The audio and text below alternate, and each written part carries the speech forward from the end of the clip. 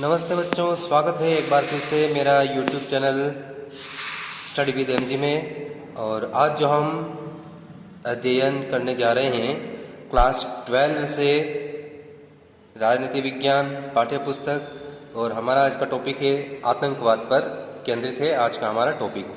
Video शुरू करने से पहले आप सबसे रिक्वेस्ट है कि आप मेरे इस चैनल को स्टडी विद एमजी को सब्सक्राइब कर लें और वीडियो को लाइक और ज़्यादा से ज़्यादा शेयर करें। तो चलिए शुरू करते हैं। आज का हमारा टॉपिक राजनीति विज्ञान क्लास 12 राजस्थान बोर्ड से टॉपिक है हमारा आतंकवाद। तो दोस्तों, आतंकवाद क्या होता है? आतंकवाद एक विखंडनकारी प्रकृति है। विखंडन का मतलब होता है तोड़ना। ये एक तोड़ने वाली प्रवृत्ति है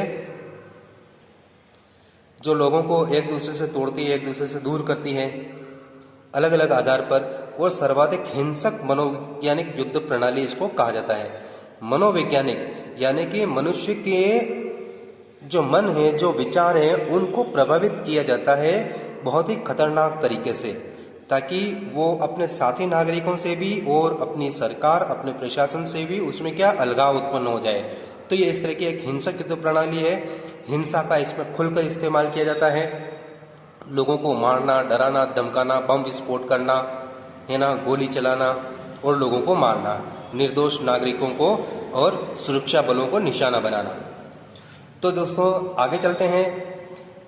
आतंकवाद के संबंध में देखिए, आतंकवाद के दो आधार हैं। एक तो धार्मिक आधार यानी कि धर्म के आधार पर अपने ही धर्म के लोगों से समर्थन प्राप्त करना, और जो लोग समर्थन ना करते हों उन्हीं लोगों को मारना, यानी कि अपने ही समुदाय के लोगों को अगर जो वो समर्थन ना दे तो उनको मारना भी इसमें शामिल है।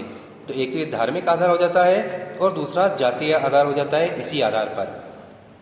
अब आतंकवाद के संबंध में दो प्रकार के दृष्टिकोण हैं, ठीक है।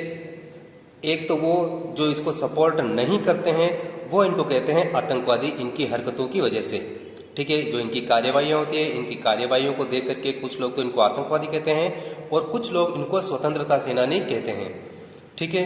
कि किसी एक भूभाग को किसी सरकार के चंगुल से छुड़ा करके उसको एक अलग राष्ट्र या राज्य बनाने की जो इनकी मंशा होती है, इसकी वजह से इसको स्वतंत्रता सेनानी कहा जाता है, ठीक है। ये दो प्रकार के दृष्टिकोण विश्व में प्रचलित हैं। सबसे पहली बात, आतंकवाद का अर्थ। आतंकवाद का अर्थ क्या होता है? तो आतंकवाद को जो इंग्लिश में कहा जाता है टू मेक टेरर, यानी कि भय से कंपाने को मजबूर करना, यानी कि सामने वाले को इतना डराना, इस हद तक डराना कि वो भय से थर थर कांपने लगे। और दूसरी बात इसमें होता है क्या, एक मनोवैज्ञानिक विचार होता है ये। तो मनोवैज्ञानिक तरीके से हमला करना, और उस मनोवैज्ञानिक तरीके से हमले करने का लक्ष्य क्या होता है? मनोवैज्ञानिक परिणामों की प्राप्ति, यानी कि सामने वाले का, शत्रु का मनोबल तोड़ना, कि वो मुकाबला करने की हालत में ही नहीं रहे, ठीक है ना, मुकाबला करने से ही वो डरे। तो इस तरह के मनोवैज्ञानिक परिणाम प्राप्त करना इसका लक्ष्य होता है, ताकि सामने वाला जो शत्रु पक्ष होता है वो मैदान छोड़ करके भाग जाए। ये इनका लक्ष्य होता है, ताकि इनको आसानी से जो इनके उद्देश्य होता है वो उद्देश्य इसको प्राप्त कर ले।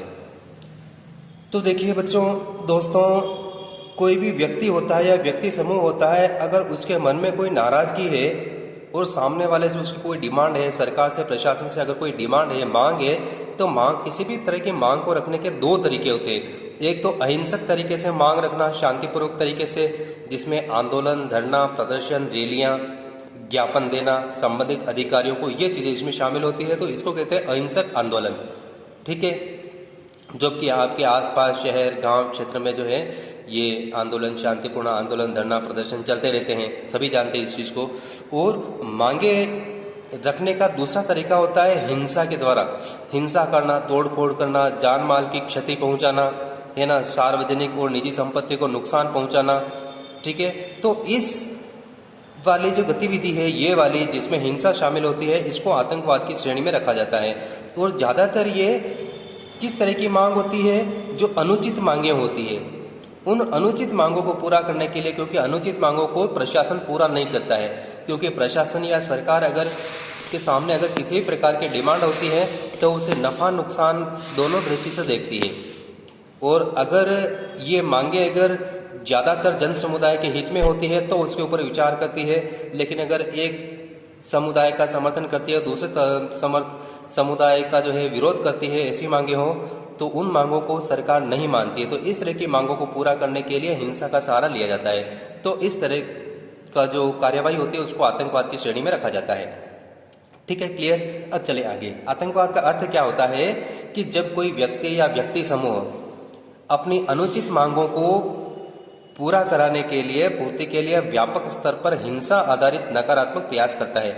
यानी कि अपनी पहली बात है वो मांगे अनुचित होती है, फिर उसको पूरा कराने के लिए सरकार उनकी बातों को मान ले तो इसके लिए वो हिंसा पर आधारित नकारात्मक प्रयास करता है। सकारात्मक नहीं, नकारात्मक प्रयास, यानी कि तोड़ फोड़, आगजनी, संपत्ति को नुकसान पहुंचाना। तो इस तरह के प्रयासों को कहा जाता है आतंकवाद। अब चलते हैं आगे। आतंकवाद के अर्थ के बाद अब हम आते हैं नेक्स्ट, आतंकवाद की असफलता के कारण। तो दोस्तों, दुनिया के कई हिस्सों में आतंकवाद फैला हुआ है और आतंकवादियों की अलग अलग तरह की डिमांड्स होती है, लेकिन सरकारें ज़्यादातर उन डिमांड्स को ठुकरा देती है और आतंकवादियों का मतलब कड़ाई से मुकाबला करती है, उनको खत्म करने का प्रयास करती है। यानी कि हर तरह की मांगें पूरी नहीं की जा सकती है। अगर आपकी कोई मांग है तो आप उसको लोकतांत्रिक तरीके से, संवैधानिक उपायों के द्वारा सरकार के सामने रखें, सरकार उस पर विचार करती है। ठीक है, तो असफलता का सबसे बड़ा कारण क्या होता है कि अलोकतांत्रिक साधनों का प्रयोग किया जाता है, और वो भी कहाँ पर, लोकतांत्रिक देशों में। क्योंकि लोकतांत्रिक देशों में जो है सरकार के सामने मांग रखने का एक तरीका होता है। ठीक है, उस तरीके से उलट गलत तरीके से डिमांड रखना, अलोकतांत्रिक तरीके, गैर संवैधानिक उपाय, ठीक है ना, हिंसा जिसको कहा जाता है, उसका प्रयोग किया जाता है और उस चीज़ को सरकारें नहीं मानती है। और ज़्यादातर जन समुदाय जो लोकतांत्रिक परंपराओं का अवलंबन करता है, लोकतांत्रिक परंपराएं जिनके स्वभाव में शामिल होती है, वो लोग इन चीज़ों को सपोर्ट नहीं करते। इसलिए आतंकवाद क्या हो गया है, असफल हो गया है। ठीक है ना, ज़्यादातर आतंकवाद के जो लक्ष्य होते हैं, आतंकवादियों के जो लक्ष्य होते हैं, वो उनको पूरा नहीं कर पाते। इसके पीछे सबसे बड़ा कारण यही होता है, अलोकतांत्रिक साधनों का उपयोग। अब आतंकवाद का लक्ष्य क्या होता है? तो आतंकवाद का लक्ष्य होता है विधि संगत स्थापित, यानी कि एक कानूनी प्रक्रिया के द्वारा जो शासन व्यवस्था स्थापित होती है, उस शासन व्यवस्था को हटा करके अपनी सत्ता कायम करना। और ये किससे किया जाता है? हिंसा के द्वारा। यानी कि विधि संगत, जैसे कि चुनावों के द्वारा दो पार्टियां खड़ी होती है, लोग खड़े होते हैं चुनाव में, ठीक है, दूसरी आम जनता उनको वोट देती है, फिर चुनाव में जो जीतता है उनकी सरकार स्थापित होती है, तो वो होती है विधि संगत स्थापित शासन। लेकिन ये लोग क्या करते हैं, उस शासन को हटा करके गैर कानूनी तरीके से ताकत के बल पर अपनी सत्ता स्थापित करना ये चाहते हैं। आधुनिक समय में इसकी उत्पत्ति कहाँ से होती है? शीत युद्ध की समाप्ति के बाद। तो दोस्तों, शीत युद्ध के दौरान, यानी कि जब 1945 में जब सेकंड वर्ल्ड वॉर समाप्त होता है, दूसरा विश्व युद्ध समाप्त होता है, तो विश्व में दो शक्ति गुट ऊपर करके सामने आते हैं, दो ताकतें जो कि विश्व युद्ध की विजेता होती है। एक तो सोवियत संघ, ठीक है, और दूसरा संयुक्त राज्य अमेरिका। तो इन दोनों का एक ग्रुप होता है और वो चाहते थे कि ज़्यादा से ज़्यादा देश उनके ग्रुप में शामिल हो, ठीक है ना।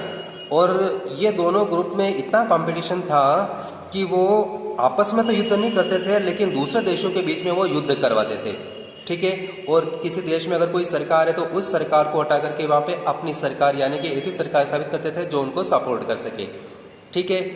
और जब शीत युद्ध 1990 में जब शीत युद्ध समाप्त हो जाता है, सोवियत संघ टूट जाता है, सोवियत संघ 15 छोटे छोटे देशों में विभाजित हो जाता है और सबसे बड़ा देश उसमें होता है रूस, आज का रूस, ठीक है ना।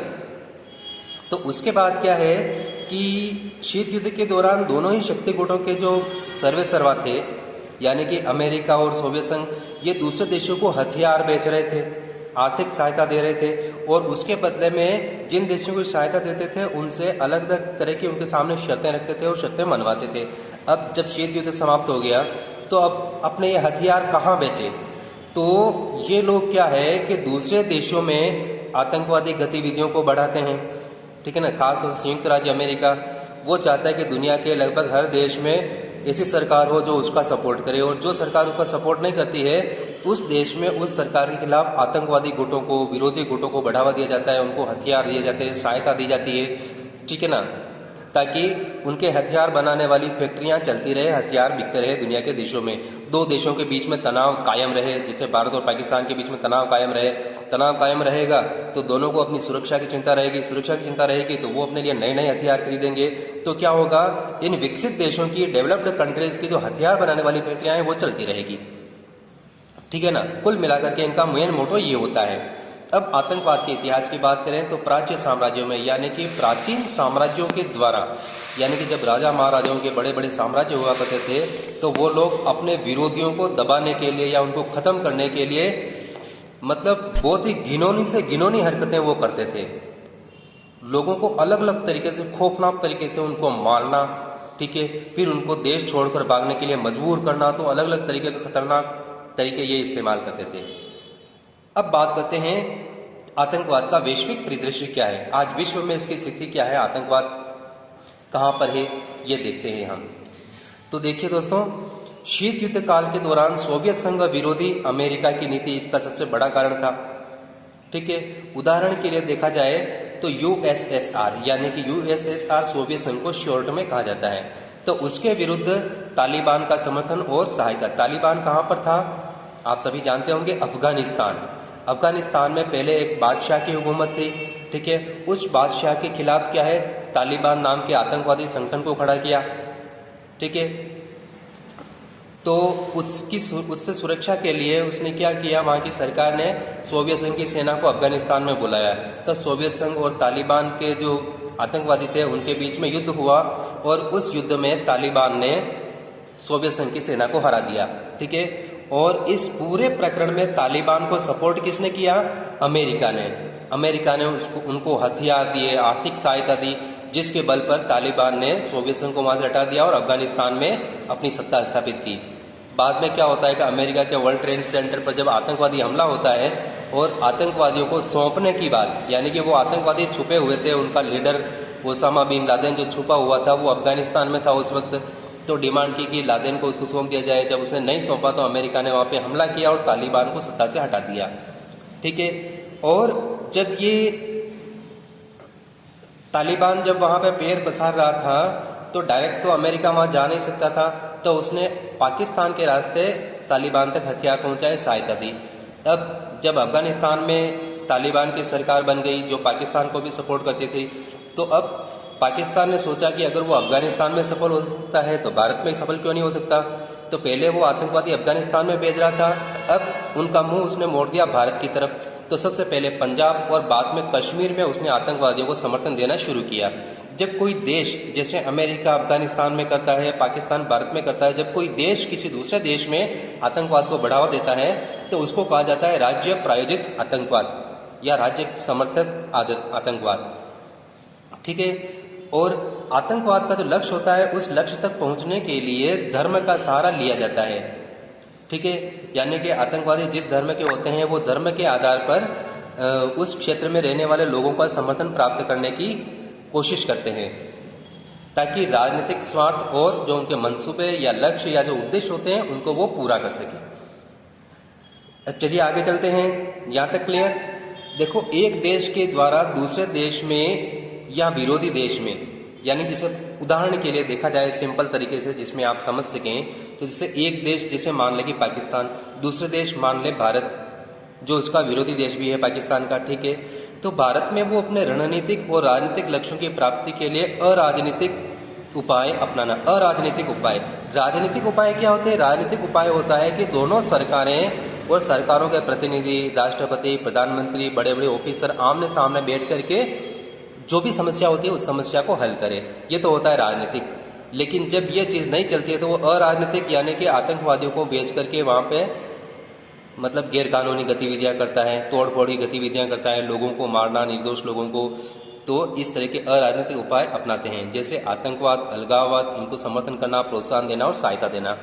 ठीक है, ये चीज़ें इसमें आती है। दूसरी बात, आतंकवाद क्या है, आतंकवाद एक विचारधारा है। ठीक है, यानी कि विचारधारा का मतलब विचारों का समूह, यानी कि ऐसे विचार जो एक दूसरे से संबंधित होते हैं उन विचारों का समूह होता है। और इसका संबंध शीत युद्धकालीन अमेरिकी विदेश नीति से है। यानी कुल मिलाकर के देखा जाए तो शीत युद्ध काल के दौरान, यानी कि 1945 से 1990 तक इन 45 सालों के दौरान जो अमेरिका की जो विदेश नीति थी, उस विदेश नीति का परिणाम था आतंकवाद। ठीक है, यानी कि आतंकवाद को पैदा करने वाला, उसको सपोर्ट करने वाला और उसको आगे बढ़ाने वाला।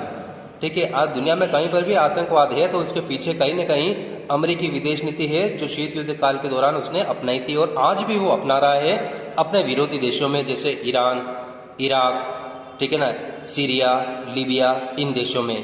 तो आज भी वो अपनी इस नीति से बाज नहीं आया है। ठीक है, अब शीत युद्ध के बाद देखा जाए तो अमेरिका द्वारा इसका प्रयोग विरोधी राष्ट्रों के विरुद्ध व्यापक रूप से किया जा रहा है। ठीक है, जैसा कि मैंने बताया, ईरान में किया जा रहा है, सीरिया में किया जा रहा है, यानी कि वो सभी देश जो अमेरिका को सपोर्ट नहीं करते, समर्थन नहीं करते, वहाँ पर वो आतंकवाद और विरोधी गुटों को बढ़ावा देता है। अब उदाहरण के लिए जैसे मैंने बता भी रखा है, अफगानिस्तान में तालिबान को समर्थन किया उसने, इराक और ईरान में वहाँ की सरकार के जो विरोधी गुट हैं, जैसे खासतौर से देखा जाए तो कुर्द, इराक और ईरान में कुर्द समुदाय है, तो कुर्द समुदाय को सपोर्ट करना, उनको सहायता देना, हथियार देना। ठीक है ना, सीरिया में सरकार के खिलाफ जो विरोधी गुट हैं, क्योंकि सीरिया की सरकार भी अमेरिका को सपोर्ट नहीं करती है, सीरिया की सरकार रूस को सपोर्ट करती है। ठीक है ना, इसलिए वो चाहता है कि सीरिया की सरकार हट जाए, तो सीरिया की सरकार के जो विरोधी गुट हैं उनको वो सहायता दे रहा है। तो 9/11 की आतंकवादी घटना के बाद, 9/11 जिससे पहले ये महीना है और ये तारीख है। अमेरिका में क्या होता है कि महीना पहले लिखा जाता है, तारीख बाद में लिखा जाता है। तो इस हिसाब से क्या हुआ, 11 सितंबर को आतंकवादी हमला जो हुआ था अमेरिका के वर्ल्ड ट्रेड सेंटर पर, तो उसके बाद उसने आतंक के विरुद्ध युद्ध चलाया था। ठीक है, युद्ध का नाम दिया था उसने, अफगानिस्तान में जो सैनिक कार्रवाई की थी उसको। उसके बाद विध्वंसक हथियारों के निर्माण के आड़ में इराक पर हमला किया, यानी कि इराक पर जो उस समय राष्ट्रपति सद्दाम हुसैन थे उनके ऊपर उसने झूठा आरोप लगाया कि इराक जो है वो विध्वंसक हथियार, परमाणु हथियार बना रही है, इसलिए उसको हटाना जरूरी है। जबकि बाद में जब क्लियर हुआ, संयुक्त राष्ट्र संघ ने भी वहाँ इंक्वायरी की, तो सब सच सामने आया कि इराक ने ऐसा कुछ भी कार्य नहीं किया था, कोई हथियार नहीं बना रहा था। लेकिन जो मेन जो मोटो था अमेरिका का कि वहाँ से अपनी विरोधी सरकार को हटाना, क्योंकि ये सभी देश ऐसे हैं, खासतौर से ये सभी देश गल्फ कंट्रीज में आते हैं और गल्फ कंट्रीज दुनिया में तेल के सबसे बड़े उत्पादक देश हैं। इराक दुनिया का तीसरा सबसे बड़ा ऐसा देश है जहाँ से तेल उत्पादन होता है। ठीक है, तो इसलिए वो चाहता है कि इराक पर उसकी कठपुतली सरकार रहे। ठीक है ना, तो ये इसके पीछे मेन मोटो अमेरिका का ये है। आतंकवाद के विरुद्ध युद्ध तो सिर्फ एक उसका प्रोपेगंडा था। ठीक है, अब चलते हैं आगे। आतंकवाद को प्राणवायु, यानी कि आतंकवाद को जिंदगी कहाँ से मिलती है, बहुराष्ट्रीय कंपनियों से मिलती है। बहुराष्ट्रीय कंपनियां उसको सपोर्ट करती है, यानी एक बड़े हिस्से पर जब आतंकवादियों का कब्जा हो जाता है तो वहाँ के जो खनिज संसाधन होते हैं उनको वो गैर कानूनी तरीके से बेचती है। ठीक है, जैसे इराक और सीरिया में कुछ समय के लिए IS नाम का आतंकवादी गुट हावी हुआ था और उसने अपनी ज़रूरतों को पूरा करने के लिए वहाँ से जो तेल उत्पादन होता था वो तेल उसने गैर कानूनी तरीके से मल्टीनेशनल कंपनियों को बेचा और जो पैसा आया उनको नए नए हथियार बनाने में लगाया। और धर्म से प्राप्त होती है, क्योंकि धर्म उनका एक आसान शिकार होता है। धर्म के नाम पर लोगों को भावनात्मक रूप से बहका करके, फुसला करके उनका समर्थन वो प्राप्त कर सकते हैं। ठीक है, और जो समर्थन ना करे उनके लिए मैंने कहा कि उनके ही समुदाय के ऐसे लोग जिनको वो जो उनका समर्थन नहीं करते उनको वो मारते हैं। फिर आतंकवाद की रणनीति पर आते हैं, यानी कि अपना कार्य पूरा करने के लिए वो किस तरह की रणनीति अपनाते हैं, डिप्लोमेसी अपनाते हैं। तो ये क्या करते हैं कि सुनियोजित तरीके से हिंसक उपायों के द्वारा आम जनता और प्रशासन में भय पैदा करते हैं, खौफ पैदा करते हैं, यानी कि ऐसे हमले करते हैं, ताबड़तोड़ हमले करते हैं कि सामने वाले को संभलने का मौका ही नहीं मिलता है। ठीक है, तथा सत्ता की प्रतिक्रिया में लाभ उठाया जाए, यानी कि जब बाद में सरकार किसी तरह का एक्शन ले, यानी कि सरकार को इस हद तक मजबूर करना कि वो उनसे समझौता करने पर क्या हो जाए, मजबूर, सरकार समझौता करने को मजबूर हो जाए, तो उस मजबूरी में सरकार का फायदा उठाया जाए। ये इनका मुख्य लक्ष्य होता है और इसी रणनीति को अपना करके वो कार्य करते हैं। अब बीच में देखिए आपकी पुस्तक में एक बुक का नाम आया है, बुक के लेखक हैं बी क्रोजियर। बी क्रोजियर की लिखी हुई पुस्तक अ थ्योरी ऑफ कॉन्फ्लिक्ट, इसमें उन्होंने आतंकवाद के ऊपर एक डिटेल में चर्चा की है। ठीक है ना, अब इसमें उन्होंने क्या बताया कि आतंक और हिंसा किसका अस्त्र है, कमजोरों का अस्त्र है। जो लोग जन समर्थन से या लोकतांत्रिक तरीके से अपने लक्ष्य को प्राप्त नहीं कर सकते वो इस तरह के कायराना हरकतें करते हैं, लोगों को डराते हैं, धमकाते हैं, निर्दोषों को मारते हैं, संपत्ति को नुकसान पहुंचाते हैं। तो ये चीज़ क्या है, कमज़ोरों का अस्त्र है। ये अल्प संख्या में होते हैं, यानी कि बहुत ही थोड़ी संख्या में होते हैं। जनसंख्या तो अरबों करोड़ों अरबों में होती है, लेकिन ये कुछ 100 या 1000 की संख्या में ही होते हैं आतंकवादी। ठीक है। फिर परंपरागत ढंग से सत्ता प्राप्त करने में असमर्थ होते हैं। परंपरागत ढंग से यानी कि चुनावों के माध्यम से ये लोग सत्ता प्राप्त नहीं कर सकते, क्योंकि जानते हैं कि इनके तौर तरीकों से जनता इनको सपोर्ट कभी नहीं करने वाली। ठीक है ना। अब जनता सपोर्ट ना करे तो जनता को डरा धमका करके, सामने वालों को डरा धमका करके अपनी सत्ता को स्थापित करना। ठीक है। तो इसके लिए क्रांतिकारी उपाय, क्रांतिकारी उपाय का मतलब, क्रांतिकारी के उपाय का मतलब होता है ऐसे तौर तरीके काम में लाना जिससे कि रातों रात परिवर्तन हो जाए, बदलाव आ जाए, चेंज हो जाए। और जो रातों रात जो चेंज होता है उसको क्रांतिकारी बदलाव कहा जाता है। ठीक है। और इसके लिए क्रांतिकारी उपाय यानी कि वो हिंसक साधनों को इस्तेमाल करते हैं। अब बात करते हैं धर्मांधता और आतंकवाद के बीच में क्या संबंध है। तो देखो, कुल मिलाकर के देखा जाए तो आतंकवाद को किसी धर्म विशेष से जोड़ना तर्कहीन और गलत है, क्योंकि कुल मिलाकर के इनका लक्ष्य कोई धार्मिक नहीं होता है, बल्कि इनका लक्ष्य होता है सियासी और राजनीतिक। लेकिन वो इसको प्राप्त करने के लिए धर्म का गलत इस्तेमाल करते हैं। तथापि कुछ घटनाएं इसका अपवाद हो सकती है। आतंकवादियों में किसी एक गुट विशेष के स्थान पर समुदाय विशेष के प्रति समर्पण, यानी कि वो किसी एक खास कम्युनिटी के प्रति उनका क्या होता है, लगाव होता है, लगाव का भाव होता है, जो कि एक नकारात्मक प्रवृत्ति है। और इस प्रवृत्ति की वजह से क्या होता है कि कई बार जिस कम्युनिटी के प्रति उनका लगाव होता है, उस कम्युनिटी के प्रति सरकार का रुख क्या हो जाता है, कठोर हो जाता है, और सरकार उस पूरी कम्युनिटी को सताने लग जाती है। ठीक है ना, कि ये पूरी कम्युनिटी इनको सपोर्ट कर रही है, तो पूरी कम्युनिटी सरकार के निशाने पर आ जाती है, जबकि कम्युनिटी का इसमें कोई दोष नहीं होता है अगर गलत तरीके से सामने वाले आतंकवादी अगर इनका गलत इस्तेमाल करें तो। ठीक है। तो ये इसमें क्या करते हैं कि अपने जो सजातीय समूह होता है उसको आत्म बलिदान है तो प्रेरित करते हैं, असीमित बर्बरता का इसमें प्रयोग करते हैं, ब्लैकमेल करना, जबरन धन वसूली करना, हत्याएं करना, ये इनकी विशेषता होती है। परंतु कई बार क्या होता है कि आतंकवादियों के द्वारा अपने ही सजातीय समूह को निशाना बनाया जाता है। जैसा कि मैंने कहा, सजातीय समूह अपने ही कम्युनिटी के लोगों को वो निशाना बनाते हैं। कब? जब वो उनको सपोर्ट ना करे। ठीक है। देखा जाए तो शुरू में क्या हुआ, कश्मीर की जो आम जनता थी उन्होंने उनको सपोर्ट किया था, लेकिन जब बाद में धीरे धीरे आतंकवादियों की सच्चाई, पाकिस्तान का हाथ जब सामने आया, तो कश्मीर की आम जनता ने आतंकवादियों को सपोर्ट करना बंद कर दिया। तो उसके बाद आतंकवादियों ने क्या किया कि वहीं के लोग, उन्हीं के समुदाय के लोगों को, कश्मीरी लोगों को ही उन्होंने मारना शुरू कर दिया। और आज अगर देखा जाए तो आतंकवादी हमले हो रहे हैं तो उनमें ज़्यादातर कश्मीर की जो निर्दोष जनता है वही मारी जा रही है, यानी कि अपने ही लोगों को निशाना बना रहे हैं, क्योंकि वो उनको सपोर्ट नहीं करते। इसीलिए क्या है कि हम इस चीज़ को धर्म के साथ नहीं जोड़ सकते। अब बात करते हैं आतंकवाद की प्रकृति। ठीक है, यहाँ तक क्लियर। आतंकवाद की प्रकृति में देखिए आतंकवाद के 3 पात्र होते हैं मुख्य रूप से। एक तो होता है आतंकवादी गुट। ठीक, ये सबसे पहले मान लेते हैं, एक तो सरकार होती है, एक सरकार के खिलाफ होता है विरोधी गुट, जो उस सरकार को नहीं चाहता है और वो चाहता है कि इस सरकार को हटा करके वो अपनी सरकार कायम करे। और तीसरा होता है आतंकवादी गुट। तो इन तीनों के बीच में जो रस्साकशी होती है, जो खींचतान होती है, जो हिंसा होती है, उस हिंसा को आम जनता, वो क्या होती है, दर्शक होती है, वो इनको देखती है। और कभी कभी आम जनता भी, निर्दोष जनता भी इनके निशाने पर आ जाती है। और दूसरे देशों की सरकारें, यानी कि बाकी पूरी दुनिया क्या करती है, उन घटनाओं को, उस देश में जो भी मतलब घटनाएं हो रही है उनको क्या करती है, एक मतलब नाटक की तरह उनको देखती है। ठीक है। तो ये होते हैं दर्शक इसके अंतर्गत। अब बात करते हैं आगे, भारत में आतंकवाद के बारे में चर्चा करते हैं कि भारत में आतंकवाद की क्या स्थिति है, इसके बारे में देख लेते हैं। भारत में प्रथम जो आतंकवादी संगठन था, भारत में पहला आतंकवादी संगठन था, वो था नागालैंड की स्थापना करने के लिए। अरुणाचल प्रदेश एक राज्य था सबसे पहले बड़ा, अरुणाचल प्रदेश से 4-5 छोटे छोटे राज्य और अलग हुए।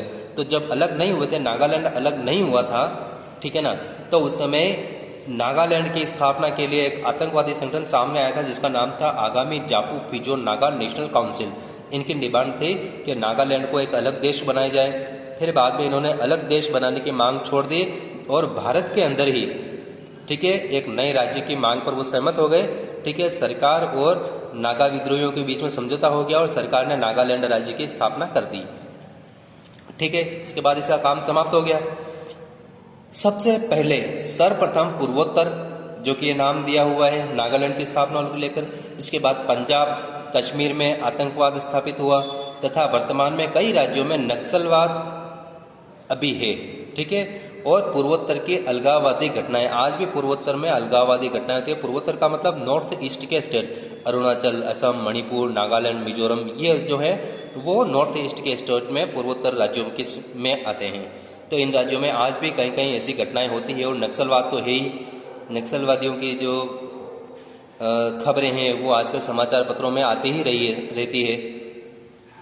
स्थानीय के साथ विदेशी आतंकवादी संगठन भी यहाँ पर सक्रिय है। स्थानीय संगठन भी है और कुछ विदेशी आतंकवादी संगठन भी है, या जो आतंकवादी संगठन यहाँ के हैं उनमें विदेशी आतंकवादी भी इसमें शामिल है, जो कि विदेशों से आते हैं, खासतौर से पाकिस्तान से आने वाले आतंकवादी, जिनको विदेशी आतंकवादी कहा जाता है, ठीक है। और वो यहाँ पर आते हैं, सुरक्षा बलों के हाथों मरते हैं, यही इनकी किस्मत है। भारत सरकार द्वारा सन 2016 तक ऐसे 38 संगठनों को अनाधिकृत गतिविधि यानी कि गैर कानूनी गतिविधियों, तोड़ फोड़, हिंसक गतिविधियों के कारण जो है इस कानून में यूएपीए कानून के तहत प्रतिबंध लगाया गया है, ठीक है। ये एक आतंकवाद विरोधी कानून है। इसके अंतर्गत 38 संगठनों को इसमें शामिल किया गया है। इसमें शामिल होने के बाद इनके ऊपर प्रतिबंध लगाया जाता है, इनके कार्यकर्ताओं के ऊपर, ठीक है, और इनकी सभी गतिविधियों पर प्रतिबंध लगा दिया गया है। भारत में आतंकवाद का स्वरूप पर चर्चा करते हैं। भारत में आतंकवाद का स्वरूप में देखिए आप, भारत में सक्रिय आतंकवादी संगठनों के जो उद्देश्य होते हैं, जो लक्ष्य होते हैं, वो लक्ष्य क्या होते हैं? लक्ष्य और प्रकृति क्या है? भिन्न भिन्न है, अलग अलग है। आतंकवाद और नक्सल प्रभावित राज्यों में देखा जाए तो उत्तर पूर्वी राज्यों में मैंने वही बताया, नॉर्थ ईस्ट के स्टेट, अरुणाचल, मिजोरम, असम, मणिपुर, है ना, ये सभी।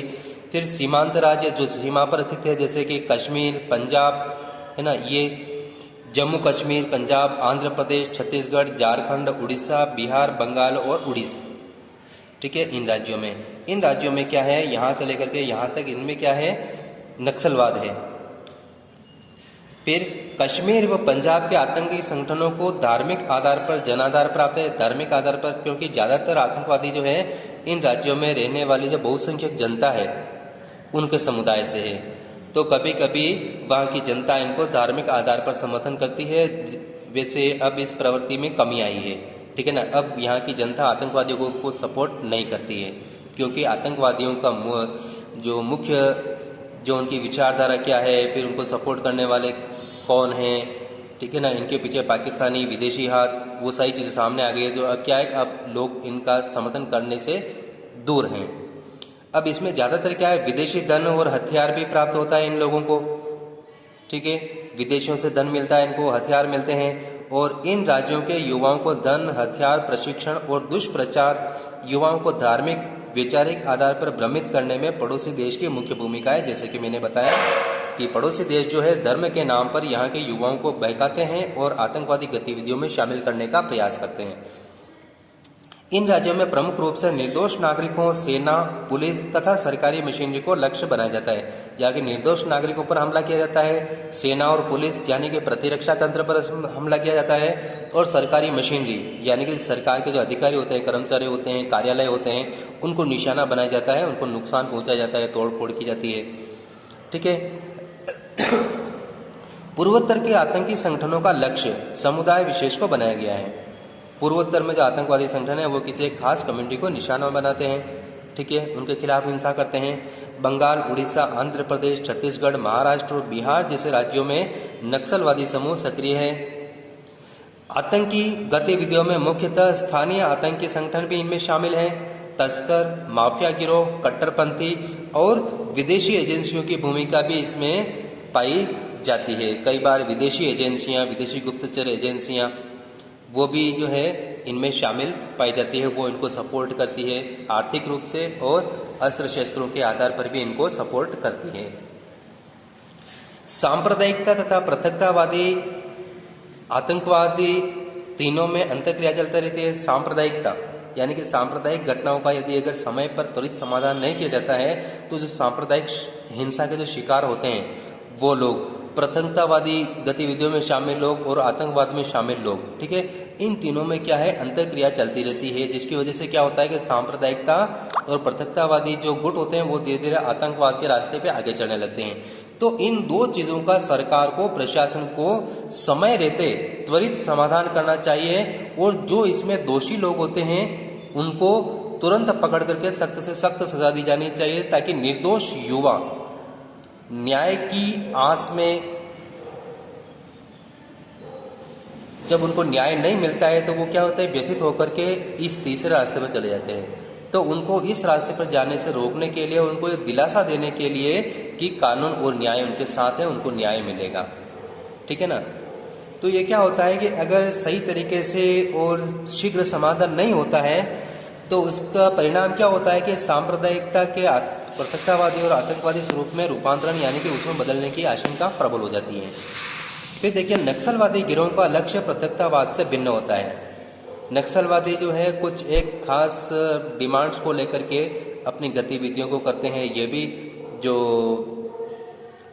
अपने होते हैं प्रतिरक्षा तंत्र जो होता है, यानी कि सेना और पुलिस पर हमला करते हैं, उनको नुकसान पहुंचाते। आप देखते ही हैं उड़ीसा में कोकराझार में पहले बारूदी सुरंग में कई सारे सीआरपीएफ के जवानों की इन्होंने हत्या कर दी थी, और आए दिन ये घटनाएं होती रहती है। बारूदी सुरंग से उनके वाहन को उड़ाना, उनको घेर करके मारना, ये चीज़ें यहाँ पे चलती रहती है। नक्सलवादी गिरोह ये हरकतें करते रहते हैं। अब आतंकवादियों की सामाजिक पृष्ठभूमि पर चर्चा कर लेते हैं कि इनकी सामाजिक पृष्ठभूमि क्या होती है। सबसे पहली बात तो देखिए कि ये अलग अलग सामाजिक पृष्ठभूमि से उठ करके आते हैं, यानी कि आतंकवादियों के अंतर्गत या आतंकवाद के अंतर्गत जो लोग आतंकवाद में शामिल होते हैं उनकी सामाजिक पृष्ठभूमि, उनका बैकग्राउंड क्या होता है। तो बैकग्राउंड सबका अलग अलग होता है। सबसे पहले देखिए, मध्यम तथा उच्च मध्यम वर्ग के युवा, यानी कि मिडिल क्लास और हायर मिडिल क्लास के युवा इसमें शामिल होते हैं। खासतौर से देखिए आप इसमें पंजाब, जम्मू कश्मीर, बंगाल, पूर्वोत्तर के युवा लोग जो है उनमें आतंकवादियों में आजकल का जो देखा जाए तो उसमें ज़्यादातर इस क्लास के लोग आ रहे हैं। फिर वर्तमान में एक चीज़ और देखी गई है कि हाईली प्रोफेशनल जो युवा वर्ग है, जैसे डॉक्टर, इंजीनियर है ना, जैसे उच्च शिक्षा प्राप्त युवा भी आतंकवाद की ओर बढ़ रहे हैं। ये कई जगह पे जब आतंकवादियों को अरेस्ट किया गया, उनका पता लगाया गया, तो उनमें से बहुत सारे हाईली प्रोफेशनल ट्रेंड लोग निकले, ठीक है ना। तो ये एक नई प्रवृत्ति, और ख़ास तौर से इसमें जो शामिल लोग हैं वो कर्नाटक, आंध्र प्रदेश और केरल से हैं, जो कि धर्म के आधार पर उनको बहका करके आतंकवादी गतिविधियों की ओर उनको बढ़ाया गया। और तीसरे जो बैकग्राउंड होता है इनका, तीसरे टाइप का बैकग्राउंड वो होता है निर्धन वर्ग का धार्मिक रूप से भ्रमित युवक, यानी कि किसी धर्म विशेष के ऐसे लोगों को ढूंढना जो कि बहुत ही गरीब है, निर्धन है, अपनी आवश्यकताओं को पूरा नहीं कर पाते हैं, तो उनको धन का लालच देकर के आतंकवादी गतिविधियों में शामिल करना। तो इस तरह के तीन तरह के बैकग्राउंड के लोग आतंकवादी गतिविधियों में शामिल होते हैं। अब आतंकवादी कार्यवाहियों का लक्ष्य, यहाँ तक क्लियर। तो आतंकवादी कार्यवाहियों का लक्ष्य में देखिए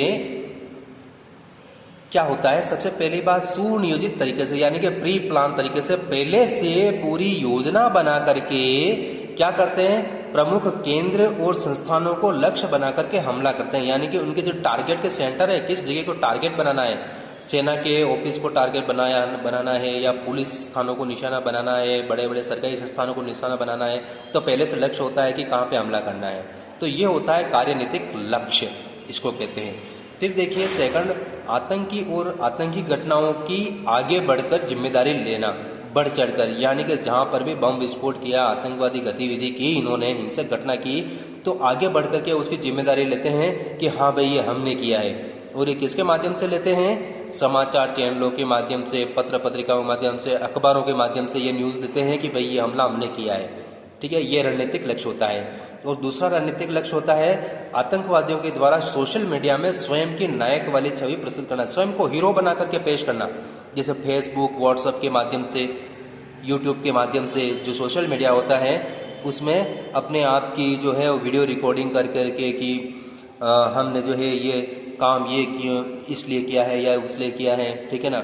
और उस तरह से वो अपने आप को सही साबित करने की कोशिश करते हैं, अपने आप को हीरो बनाने की कोशिश करते हैं वो। ठीक है, ये भी इनका रणनीतिक लक्ष्य होता है ताकि जनता में क्या होए, एक सहानुभूति बने आतंकवादियों के प्रति। ठीक है ना, कि आतंकवादी तो बेचारे मजलूम हैं, इनकी जायज़ डिमांड है तो सरकार पूरी नहीं कर रही, इसलिए इन्होंने ये हरकतें की।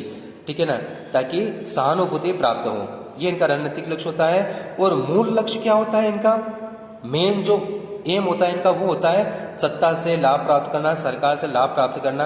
और लाभ किस तरह का हो सकता है, धन प्राप्त करना सरकार से, साथियों को छुड़ाना और अन्य लाभ कुछ भी, यानी कि लोगों को बंधक बना करके उनसे धन वसूल करना कि भाई अगर आप इनको जिंदा चाहते हैं तो आपको इतना रुपया देना पड़ेगा, या फिर इनकी रिहाई के बदले में हमारे साथियों को छोड़ना पड़ेगा, या फिर अन्य लाभ भी हो सकते हैं। ठीक है ना, जैसे कि कहीं से पुलिस थाना हटाना हो, सुरक्षा चौकी हटाना हो, कि भाई हम आपके आदमी को छोड़ देंगे, बदले में आप अपनी सुरक्षा चौकी यहाँ से हटा लें, इस तरह से। तो ये इनके मूल लक्ष्य होते हैं। अब चलते हैं आगे। तो आतंकवादियों के उपरोक्त तीनों लक्ष्य एक दूसरे से गुंथे हुए होते हैं, तीनों एक दूसरे से संबंधित होते हैं, तीनों ही लक्ष्य। आतंकवाद में निहित मनोवैज्ञानिक तत्व कौन कौन से होते हैं वो देख लेते हैं। आतंकवाद मानव मनोविज्ञान पर आधारित होता है, रणनीतिक होता है, जिसका लक्ष्य दर्शकों, यानी कि दर्शक का मतलब होता है आम जनता को भयग्रस्त करना और उनको प्रभावित करना। यानी कि इतने ताबड़तोड़ हमले करना, आतंकवादी हमले करना ताबड़तोड़, यानी कि एक के बाद एक लगातार, लोगों को न संभलने का मौका मिले न समझने का मौका मिले। तो उसमें क्या हो जाता है कि आम जनता में क्या है, एक तरह का डर बैठ जाता है। और खुद सरकार का जो प्रशासन होता है, अधिकारी होते हैं, कर्मचारी होते हैं, वो भी क्या होते हैं, भयग्रस्त हो जाते हैं। ये इनकी रणनीति होती है कि सामने वालों को इस हद तक डरा दिया जाए, खौफजदा कर दिया जाए कि वो उनका मुकाबला करने की स्थिति में रहे ही नहीं। ठीक है ना। अब इसमें देखिए, एक तो कर्म कार्यों के द्वारा प्रचार, ये कुछ कार्य ऐसे करते हैं कि लोग जो है वो डरने लग जाते हैं। डराना, धमकाना, उनको उकसाना, अराजकता और अव्यवस्था उत्पन्न करना। यानी कि जब सरकारी तंत्र खुद अपनी सुरक्षा नहीं कर पाए, जब उनके ऊपर हमले हो और जनता को मन में ये अगर ये बात बैठ जाए कि सरकार के जो आदमी जो हैं, सरकारी कर्मचारी खुद अपनी रक्षा नहीं कर रहे हैं, सरकार जब अपने ही लोगों की रक्षा नहीं कर पा रही, तो वो आम जनता की क्या रक्षा करेगी। तो सरकार का अपनी ही जनता के ऊपर विश्वास उठ जाता है। और यही आतंकवादियों का मूल लक्ष्य होता है कि जनता अपनी ही सरकार से नाराज हो जाए और संघर्ष उत्पन्न करना, यानी कि सुरक्षा बलों और आतंकवादियों के बीच में संघर्ष। अब बात करते हैं हम, यहाँ तक क्लियर हो गया। अब बात करते हैं हम आतंकवाद और मीडिया कवरेज, यानी कि आतंकवादियों और जो मीडिया के जो लोग होते हैं, मीडिया के लोग जब उनकी कवरेज करते हैं, उनका मतलब इंटरव्यू लेते हैं और समाचार चैनलों में, अखबारों में उनका इंटरव्यू प्रसारित करते हैं, तो उसका क्या परिणाम निकलता है। ठीक है, अब इसको देख लेते हैं। तो मीडिया कवरेज के माध्यम से आज क्या होता है कि आतंकवादी कार्यवाहियों तथा अपने लक्ष्य को आकर्षक बनाने का प्रयास करते हैं।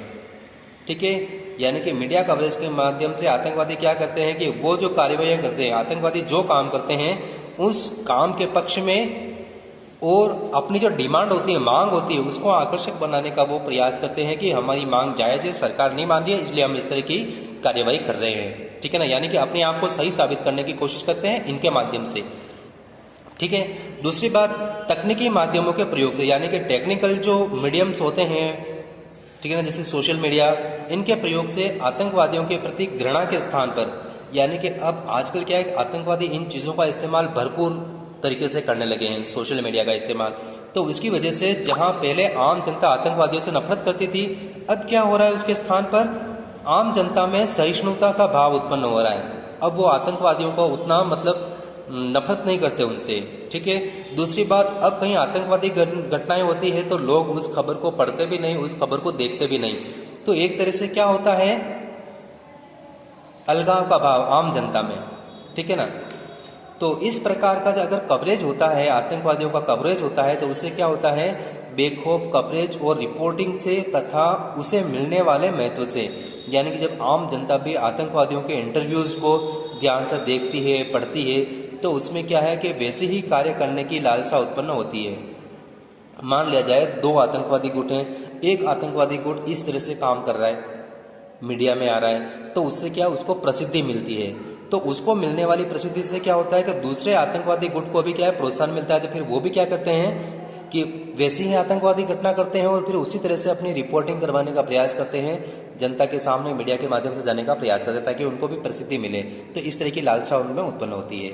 मीडिया कवरेज के कारण राज्य के उत्पीड़न करने की गतिविधियां बढ़ने से आतंकवाद को स्वयं के प्रसार की संभावना में मदद मिलता है। यानी कि एक ही कम्युनिटी का अगर आतंकवादी ग्रुप अगर मीडिया के सामने आता है और वो ये कहता है कि हम तो अपने कम्युनिटी के लिए संघर्ष कर रहे हैं, तो ऐसे में क्या होता है कि राज्य का या सरकार का उत्पीड़न, यानी कि जिस कम्युनिटी के वो आतंकवादी होते हैं, जिस समाज के आतंकवादी होते हैं, उस समाज के लोगों को राज्य की सरकार प्रताड़ित करने का कार्य करती है।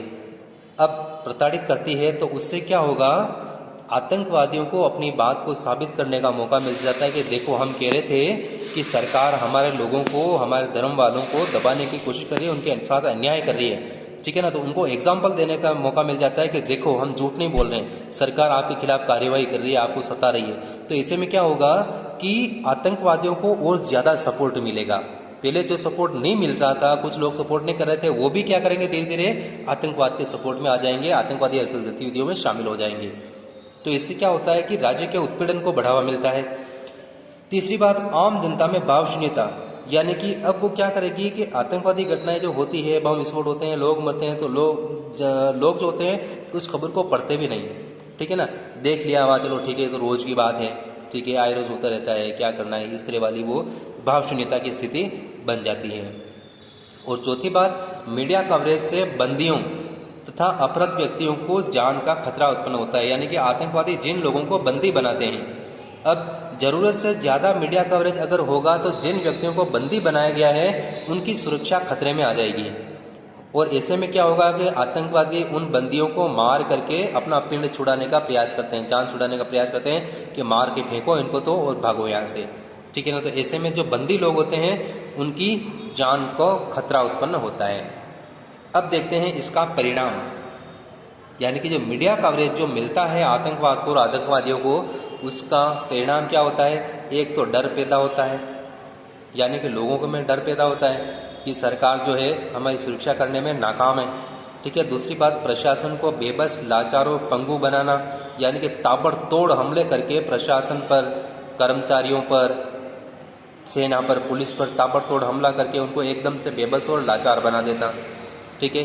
तीसरी बात, सेना और सुरक्षा बलों के लगातार कार्य करने से उनकी कार्य क्षमता में कमी होती है, यानी कि लगातार काम करने से क्या होता है, उनमें थकान आ जाती है, एकाग्रता में कमी आ जाती है, तो उनकी कार्य क्षमता घट जाती है। तीसरी बात, राजनीतिक, धार्मिक, सामाजिक तथा आर्थिक कारणों से आतंकवाद के प्रति सहिष्णुता बढ़ती है इससे, ठीक है।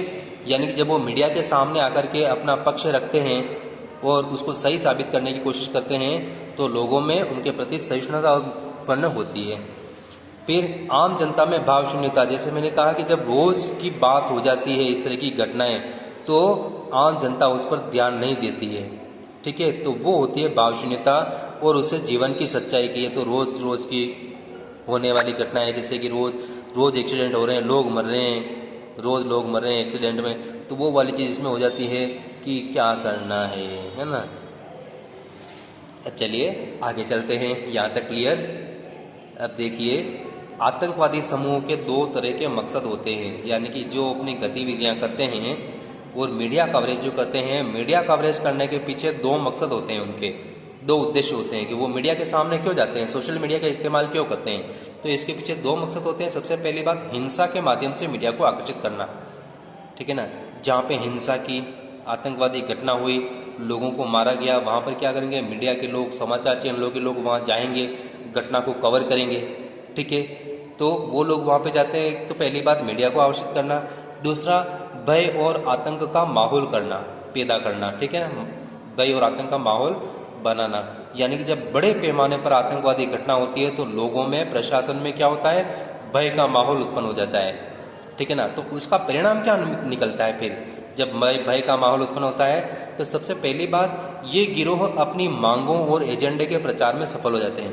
फिर वो क्या कहते हैं कि अगर आपने हमारी मांगें नहीं मानी तो ऐसे ही हमले और करेंगे, ठीक है ना, वो वाली चीज़ें होती है।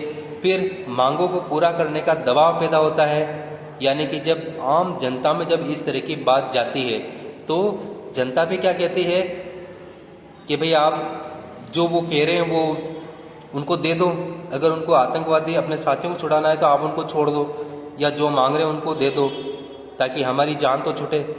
इस तरह से क्या करती है कि जनता भी फिर अपनी सरकार के ऊपर, अपने प्रशासन के ऊपर दबाव बनाती है कि सरकार और प्रशासन आतंकवादियों की डिमांड पूरी कर दे। ठीक है, अब आतंकवादी घटनाओं के मीडिया कवरेज से होने वाले दुष्प्रचार राज्य के हितों का विरोधी है। यानी कि जब इनको जरूरत से ज़्यादा मीडिया कवरेज होने लगे तो सरकार के, राज्य के और देश को इसका क्या होता है, नुकसान उठाना पड़ता है। राज्य के हितों का वो विरोधी होता है। ठीक है, अब देखते हैं आतंकवादी घटना और मीडिया कवरेज का जो मीडिया कवरेज होता है आतंकवादी घटनाओं का, उसका दुष्प्रभाव क्या होता है वो देख लेते हैं। इसमें देखिए नंबर 1,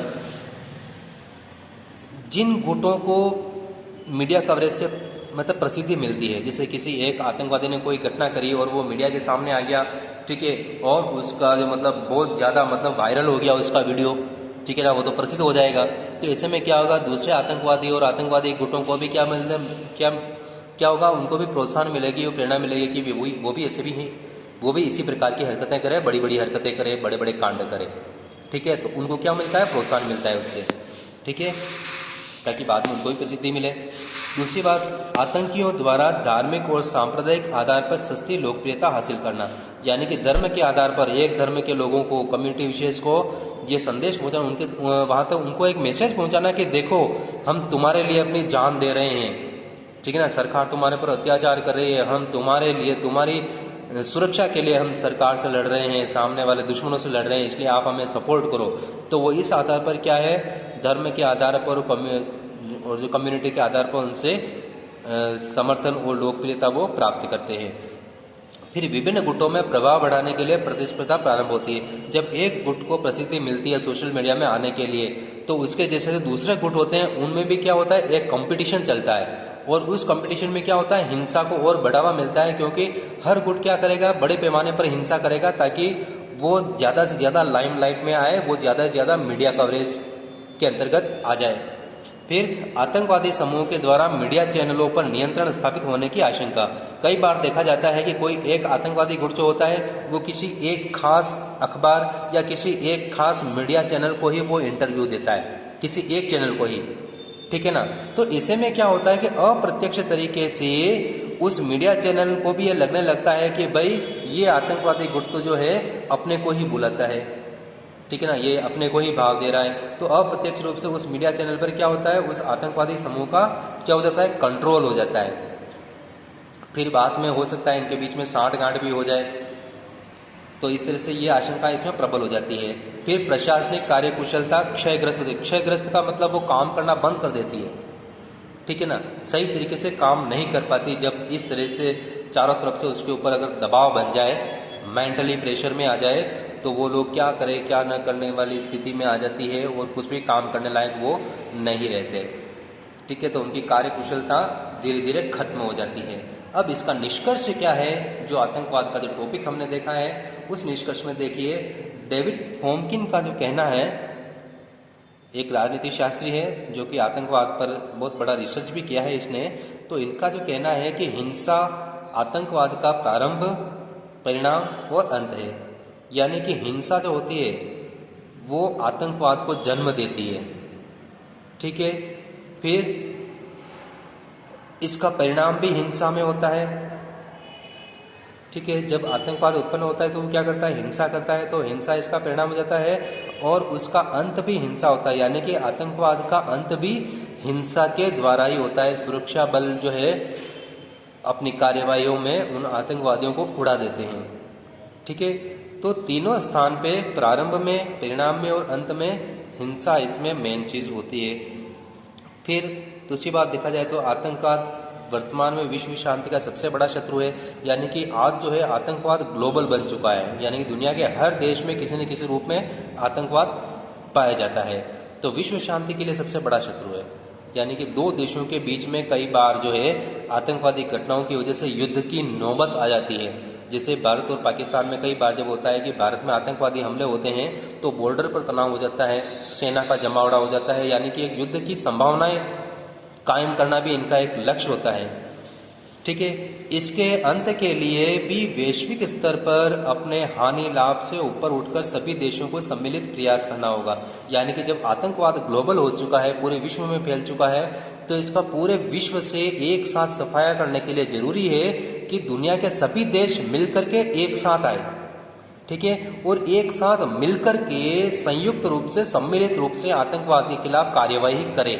ठीक है, अब उसमें कोई ये नहीं देखे कि जैसे अमेरिका किसी दूसरे देश में वहाँ की सरकार को हटाने के लिए आतंकवाद का इस्तेमाल कर रहा है, पाकिस्तान भारत में आतंकवाद को सपोर्ट कर रहा है, जबकि खुद पाकिस्तान में भी आतंकवादी गतिविधियां बढ़ रही है।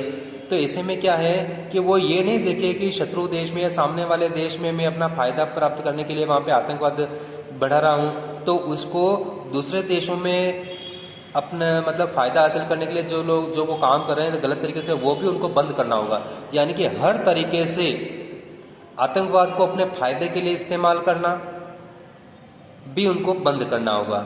ठीक है, तो ही क्या होगा कि इस दुनिया से आतंकवाद को नष्ट किया जा सकता है, बाकी नहीं किया जा सकता है। ठीक है, आतंकवाद को समाप्त करने के लिए, क्योंकि ये ग्लोबल शत्रु बन चुका है, ग्लोबल पूरा विश्वव्यापी हो चुका है आतंकवाद, तो वैश्विक स्तर पर इसको समाप्त करने के लिए दुनिया के सभी देशों को अपने हानि और लाभ से ऊपर उठ करके सम्मिलित प्रयास करने होंगे, तो ही आतंकवाद को समाप्त किया जा सकता है, और इसी में मानवता का हित है। तो दोस्तों, इस तरह से हमारा जो आज का ये टॉपिक है आतंकवाद, वो यहाँ पे समाप्त होता है। जल्दी ही हम एक नए वीडियो में आपके सामने फिर से रूबरू होंगे, और एक बार फिर से आपसे रिक्वेस्ट है, आप मेरे इस चैनल को स्टडी विद एमजी को सब्सक्राइब करें और मेरे इस वीडियो को लाइक शेयर जरूर करें, ज़्यादा से ज़्यादा शेयर करें। धन्यवाद।